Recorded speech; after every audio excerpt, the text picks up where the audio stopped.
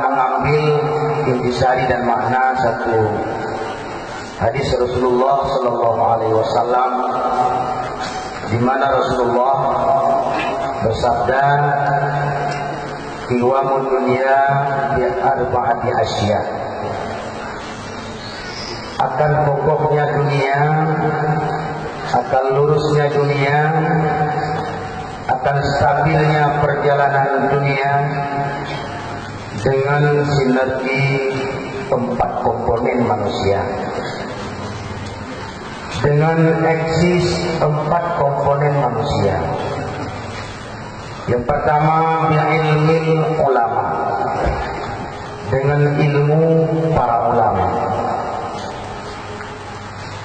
Yang kedua, bi'adlil umara, dengan adilnya para umara. Pemimpin bersikap adil dalam melakukan segala rutinitas kepemimpinannya. Yang ketiga, dengan murahnya hartawan. Yang keempat, dengan doa fukara, dengan andil fukara, dengan doa mereka, doa kebaikan, doa rahmat daripada Allah akan melimpahkan kebaikan. Maka kalau kita analisa dari hadis ini, tidak akan adilnya umara tanpa pendekatan daripada para ulama, tanpa pendekatan daripada para ulama untuk memperbaiki para umat. Dan umara tidak akan adil sendiri dengan tanpa petunjuk-petunjuk dan pengawasan-pengawasan daripada para ulama. Kemudian juga hartawan tidak mungkin akan murah tanpa informasi. Bahayanya pelit, pentingnya murah. Gagal orang kaya bila pelit.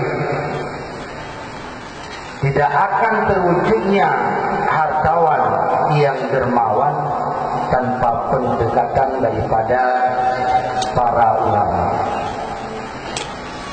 Dan juga fukara tidak akan taat, tidak akan sabar, tidak akan wujud doa daripada mereka tanpa petunjuk dan hidayah daripada para ulama.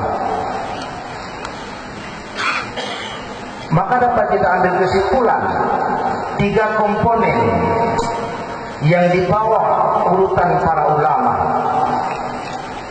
akan baik bila para ulama aktif, proaktif dan mau berinteraksi dengan tiga komponen ini. Bila ulama eksklusif,